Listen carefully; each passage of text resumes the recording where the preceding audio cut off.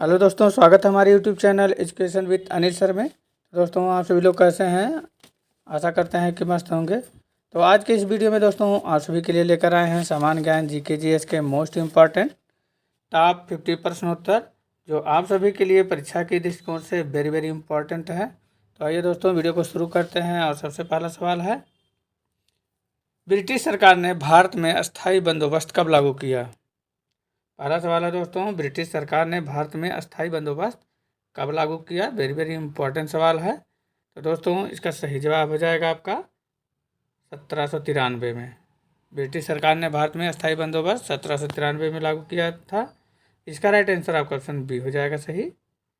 Next अगला सवाल है दोस्तों, मनुष्य में कितनी जोड़ी कपाल तंत्रिका पाई जाती है?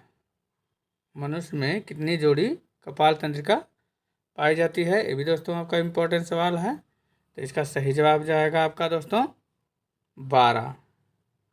मनुष्य में 12 जोड़ी कपाल तंत्रिका पाई जाती है। इसका राइट आंसर ऑप्शन बी हो जाएगा। नेक्स्ट अगला सवाल है दोस्तों, भारत सरकार ने नोटबंदी की घोषणा कब की थी?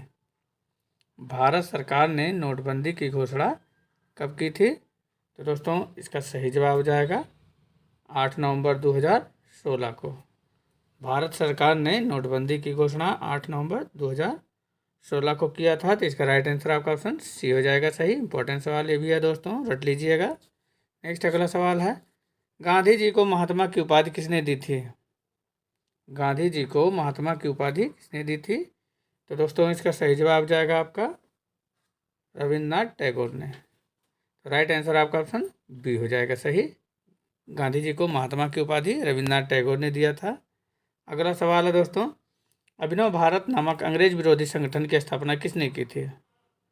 अभिनव भारत नामक अंग्रेज विरोधी संगठन की स्थापना किसने की थी?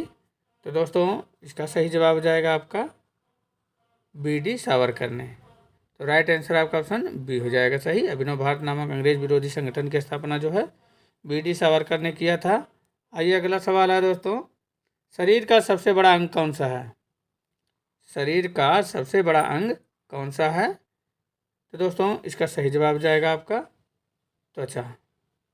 शरीर का सबसे बड़ा अंग जो है त्वचा होता है। तो राइट आंसर आपका ऑप्शन ए हो जाएगा सही। इंपॉर्टेंट सवाल ये भी है दोस्तों। नेक्स्ट सवाल है, भक्ति आंदोलन के प्रारंभिक प्रतिपादक कौन थे? भक्ति आंदोलन के प्रारंभिक प्रतिपादक कौन थे? तो दोस्तों, इसका सही जवाब हो जाएगा आपका रामानुज आचार्य। तो राइट आंसर आपका ऑप्शन ए हो जाएगा सही। अगला सवाल है, राष्ट्रीय विकास परिषद की स्थापना कब की गई थी? राष्ट्रीय विकास परिषद की स्थापना कब की गई थी दोस्तों? 1956, 1954, 1952, 1953। तो इसका सही जवाब हो जाएगा आपका 1952 में। राष्ट्रीय विकास परिषद की स्थापना वर्ष 1952 में किया गया था दोस्तों। तो इसका राइट आंसर आपका ऑप्शन सी हो जाएगा सही, 1952 में। तो दोस्तों, वीडियो में आगे बढ़ने से पहले आप सभी से कहना है कि यदि आप हमारे चैनल पर पहली बार हैं, चैनल को अभी तक सब्सक्राइब नहीं किया है, तो प्लीज़ चैनल को सब्सक्राइब अवश्य कर लेंगे। और वीडियो पसंद आएगा तो लाइक एंड शेयर करना नहीं भूलिएगा। तो बढ़ते हैं आगे। अगला नेक्स्ट सवाल है, सिंधु सभ्यता के घर किससे बनाए जाते थे? सिंधु सभ्यता के घर किससे बनाए जाते थे? ईंट से, बाहर से, पत्थर से, लकड़ी से। तो इसका सही जवाब जाएगा आपका ईंट से। सिंधु सभ्यता के घर ईंट से बनाए जाते थे। तो इसका राइट आंसर आपका ऑप्शन ए हो जाएगा। अगला सवाल है, बंगाल और उड़ीसा में वैष्णववाद को लोकप्रिय बनाने का श्रेय किसे प्राप्त है? बंगाल और उड़ीसा में वैष्णववाद को लोकप्रिय बनाने का श्रेय किसे प्राप्त है? इसका सही जवाब जाएगा आपका चैतन्य को। राइट आंसर आपका ऑप्शन ए हो जाएगा सही। नेक्स्ट अगला सवाल है, वर्ष 1919 में जलियांवाला बाग हत्याकांड कहाँ पर हुआ था? वर्ष 1919 में जलियांवाला बाग हत्याकांड कहाँ पर हुआ था? अमृतसर, नागपुर, चंडीगढ़, कोलकाता। तो इसका राइट आंसर आपका ऑप्शन ए हो जाएगा अमृतसर में। 1919 में जलियांवाला बाग हत्याकांड वर्ष 19 अमृतसर में हुआ था। नेक्स्ट अगला सवाल है, वेदों में संपूर्ण सच्चाई निहित है, यह व्याख्या किसने की थी? वेदों में संपूर्ण सच्चाई निहित है, यह व्याख्या किसने की थी? तो दोस्तों इसका सही जवाब हो जाएगा स्वामी दयानंद सरस्वती ने किया था। तो इसका राइट आंसर आपका ऑप्शन बी हो जाएगा सही। अगला सवाल है, भारतीय यूनिट ट्रस्ट की स्थापना किस वर्ष की गई? भारतीय यूनिट ट्रस्ट की स्थापना किस वर्ष की गई? तो इसका सही जवाब हो जाएगा आपका 1964 में। भारतीय यूनिट ट्रस्ट की स्थापना वर्ष 1964 में की गई थी। इसका राइट आंसर आपका ऑप्शन सी हो जाएगा सही। अगला सवाल है दोस्तों, किस देश को हवाओं का देश कहा जाता है? किस देश को हवाओं का देश कहा जाता है? भारत, चीन, डेनमार्क, जर्मनी। तो इसका सही जवाब जाएगा आपका डेनमार्क को। राइट आंसर आपका ऑप्शन सी हो जाएगा सही। अगला नेक्स्ट सवाल है, लिखित संविधान की अवधारणा ने सर्वप्रथम कहाँ जन्म लिया? लिखित संविधान की अवधारणा ने सर्वप्रथम कहाँ जन्म लिया? तो इसका सही जवाब जाएगा आपका फ्रांस में। तो राइट आंसर आपका ऑप्शन ए हो जाएगा सही। लिखित संविधान की अवधारणा ने सर्वप्रथम जो है फ्रांस में जन्म लिया था। अगला सवाल है, भारतीय सब्जी शोध संस्थान कहाँ स्थित है? भारतीय सब्जी शोध संस्थान कहाँ पर स्थित है? इंपॉर्टेंट सवाल है दोस्तों। इसका सही जवाब जाएगा आपका वाराणसी, उत्तर प्रदेश में। राइट आंसर आपका ऑप्शन ए हो जाएगा सही। आइए अगला सवाल है, सिल्वर फाइबर क्रांति निम्नलिखित में से किससे संबंधित है? सिल्वर फाइबर क्रांति निम्नलिखित में से किससे संबंधित है? चमड़ा, तेल के बीज, जूट, कपास। तो इसका सही जवाब हो जाएगा आपका कपास से। तो राइट आंसर आपका ऑप्शन डी हो जाएगा सही। सिल्वर फाइबर क्रांति जो है कपास से संबंधित है। नेक्स्ट सवाल है, प्रसिद्ध पुस्तक जंगल बुक किसने लिखी थी? प्रसिद्ध पुस्तक जंगल बुक किसने लिखी है? तो इसका सही जवाब जाएगा आपका दोस्तों रुडयार्ड किपलिंग ने। इसका राइट आंसर आपका ऑप्शन ए हो जाएगा सही। प्रसिद्ध पुस्तक जंगल बुक जो है रुडयार्ड किपलिंग ने लिखा है। अगला सवाल है दोस्तों, पानीपत की दूसरी लड़ाई किसके बीच हुई थी? पानीपत की दूसरी लड़ाई किसके बीच हुई थी? तो इसका सही जवाब जाएगा आपका अकबर और हेमू के बीच। राइट आंसर आपका ऑप्शन ए हो जाएगा सही। पानीपत की दूसरी लड़ाई जो है अकबर और हेमू के बीच हुई थी। अगला सवाल है, भारत में पहली संपूर्ण जनगणना किस वर्ष में हुई थी? भारत में पहली संपूर्ण जनगणना किस वर्ष में हुई थी? इंपॉर्टेंट सवाल है। इसका सही जवाब जाएगा आपका 1881 में। राइट आंसर आपका ऑप्शन बी हो जाएगा सही। भारत में पहली संपूर्ण जनगणना वर्ष 1881 में हुई थी। अगला नेक्स्ट सवाल है, किस विदेशी नागरिक को भारत रत्न सम्मान प्रदान किया गया है? किस विदेशी नागरिक को भारत रत्न सम्मान प्रदान किया गया है? Nelson Mandela, Bill Kingston, Adolf Hitler, Boris Yeltsin. इसका सही जवाब हो जाएगा आपका नेल्सन मंडेला को। तो राइट आंसर आपका ऑप्शन ए हो जाएगा सही। आइए अगला सवाल है, भारत में पहले मुद्रण मशीन की स्थापना किसने की थी? भारत में पहले मुद्रण मशीन यानी प्रिंटिंग प्रेस की स्थापना किसने की थी? तो दोस्तों इसका सही जवाब जाएगा आपका पुर्तगालियों ने। तो राइट आंसर आपका ऑप्शन ए हो जाएगा सही। पुर्तगालियों ने किया था। नेक्स्ट सवाल है, 2017 में प्रकाशित पुस्तक why I am a Hindu के लेखक कौन हैं? 2017 में प्रकाशित पुस्तक why I am a Hindu के लेखक कौन हैं? तो इसका सही जवाब जाएगा आपका दोस्तों शशि थरूर। तो इसका राइट आंसर आपका ऑप्शन डी हो जाएगा सही। नेक्स्ट अगला सवाल है, द ग्रेट ओशन ट्रेडमार्क किस महासागर से होकर गुजरता है? द ग्रेट ओशन ट्रेडमार्क वह किस महासागर से होकर गुजरता है? तो दोस्तों इसका सही जवाब जाएगा आपका उत्तरी अटलांटिक महासागर से। तो इसका राइट आंसर आपका ऑप्शन सी हो जाएगा सही। अगला सवाल है, एशियाई देशों में सबसे कम जनसंख्या वृद्धि दर वाला देश कौन सा है? एशियाई देशों में सबसे कम जनसंख्या वृद्धि दर वाला देश कौन सा है? दक्षिण कोरिया, सिंगापुर, जापान, थाईलैंड। इसका सही जवाब हो जाएगा आपका सिंगापुर। तो राइट आंसर आपका ऑप्शन बी हो जाएगा। अगला सवाल है, कौन सा शहर गंगा नदी के तट पर स्थित नहीं है? कौन सा शहर गंगा नदी के तट पर स्थित नहीं है? कानपुर, पटना, वाराणसी, दिल्ली। तो दोस्तों कानपुर गंगा नदी के तट पर, पटना, वाराणसी यहाँ पर जो है तीनों गंगा नदी के तट पर स्थित हैं, लेकिन दिल्ली जो है दोस्तों जमुना नदी के तट पर स्थित है। तो इसका राइट आंसर आपका ऑप्शन डी हो जाएगा सही। दिल्ली शहर जो है गंगा नदी के तट पर स्थित नहीं है। नेक्स्ट सवाल है दोस्तों, गोकक जलप्रपात किस नदी पर स्थित है? गोकक जलप्रपात किस नदी पर स्थित है? इसका सही जवाब जाएगा आपका गोकाक नदी पर। तो राइट आंसर आपका ऑप्शन डी हो जाएगा सही। नेक्स्ट सवाल है, अकबर ने दीन ए इलाही किस वर्ष प्रारंभ किया था? अकबर ने दीन ए इलाही किस वर्ष प्रारंभ किया था? 1570, 1578, 1581, 1582। तो दोस्तों इसका सही जवाब जाएगा आपका 1582 में। अकबर ने दीन इलाही बस 1582 में प्रारंभ किया था। तो राइट आंसर आपका ऑप्शन डी हो जाएगा सही। नेक्स्ट अगला सवाल है दोस्तों, मायोग्लोबिन में कौन सी धातु होती है? मायोग्लोबिन में कौन सी धातु होती है? तांबा, चांदी, सोना, लोहा। तो दोस्तों इसका सही जवाब जाएगा आपका लोहा। मायोग्लोबिन में लोहा धातु होती है। तो इसका राइट आंसर आपका ऑप्शन डी हो जाएगा सही।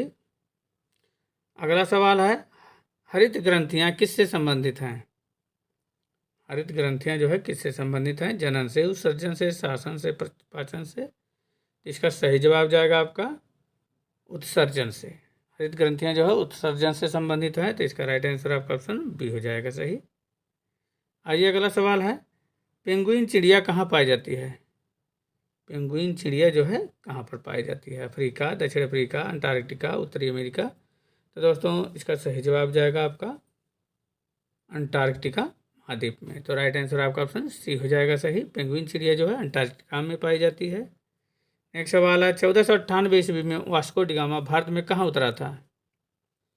1498 ईस्वी में वास्को डिगामा भारत में कहाँ उतरा था? गोवा, कालीकट, मंगलौर, कोचीन। इसका सही जवाब जाएगा आपका दोस्तों कालीकट। तो राइट आंसर आपका ऑप्शन बी हो जाएगा सही। अगला सवाल है, मानव शरीर में कोशिकाओं की खोज किसने की थी? मानव शरीर में कोशिकाओं की खोज जो है किसने की थी? इंपॉर्टेंट सवाल है दोस्तों। इसका सही जवाब जाएगा आपका रॉबर्ट हुक ने। मानव शरीर में कोशिकाओं की खोज जो है रॉबर्ट हुक ने किया था। तो इसका राइट आंसर आपका ऑप्शन बी हो जाएगा। अगला सवाल है, सेल नाम किस जीव वैज्ञानिक ने सर्वप्रथम दिया था? सेल नाम जो है किस जीव वैज्ञानिक ने सर्वप्रथम दिया था? Fleming, Leeuwenhoek, Robert Hooke, Brown. तो दोस्तों इसका सही जवाब जाएगा आपका रॉबर्ट हुक ने। तो इसका राइट आंसर आपका ऑप्शन सी हो जाएगा सही। अगला सवाल है दोस्तों, शिवाजी के बाद किसने गोरिल्ला युद्ध का संचालन किया? शिवाजी के बाद किसने गोरिल्ला युद्ध का संचालन किया? बाजीराव प्रथम, सदाशिव भाव, बालाजी विश्वास, बालाजी बाजीराव। तो दोस्तों इसका सही जवाब जाएगा आपका बाजीराव प्रथम ने। तो इसका राइट आंसर आपका ऑप्शन ए हो जाएगा सही। शिवाजी के बाद जो है गोरिल्ला युद्ध बाजीराव प्रथम ने गोरिल्ला युद्ध का संचालन जो है बाजीराव प्रथम ने किया था। तो राइट आंसर आपका ऑप्शन ए हो जाएगा। नेक्स्ट सवाल है दोस्तों, 2011 की जनगणना स्वतंत्रता प्राप्ति के बाद की कौन सी जनगणना है? 2011 की जनगणना स्वतंत्रता प्राप्ति के बाद कौन सी जनगणना है? वेरी वेरी इंपॉर्टेंट सवाल है। तो दोस्तों आपका सही जवाब जाएगा ये 7 में। तो राइट आंसर आपका ऑप्शन सी हो जाएगा सही। नेक्स्ट अगला सवाल है, पूरा पाषाण काल में आदिमानव के मनोरंजन के साधन क्या थे? पूरा पाषाण काल में आदिमानव के मनोरंजन के साधन क्या थे?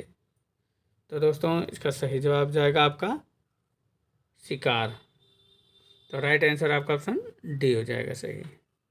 अगला सवाल है, तृतीय कर्नाटक युद्ध की समाप्ति किस संधि से हुई? तृतीय कर्नाटक युद्ध की समाप्ति जो है किस संधि से हुई? तो दोस्तों इसका सही जवाब जाएगा आपका पेरिस की संधि से। तो राइट आंसर आपका ऑप्शन ए हो जाएगा सही। तृतीय कर्नाटक युद्ध की समाप्ति जो है पेरिस की संधि से हुई थी।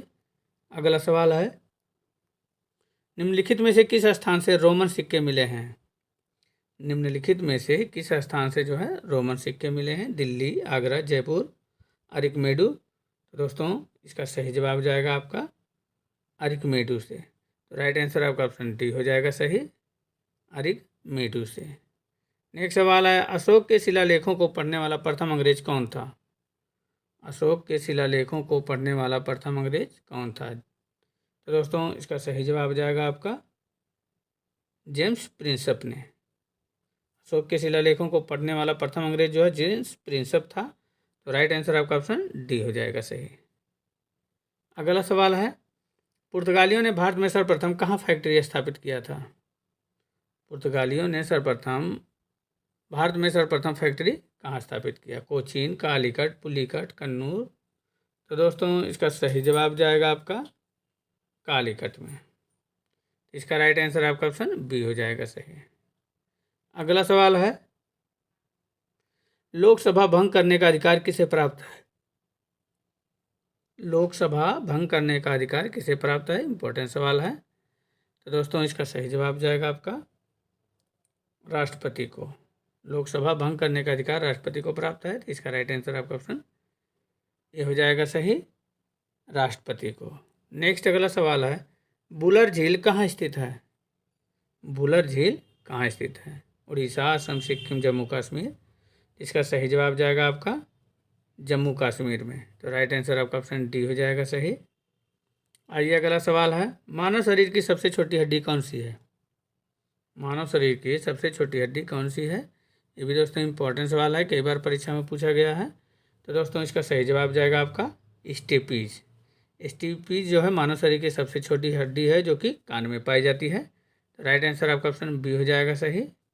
नेक्स्ट अगला सवाल है, मोपला विद्रोह किस वर्ष हुआ था?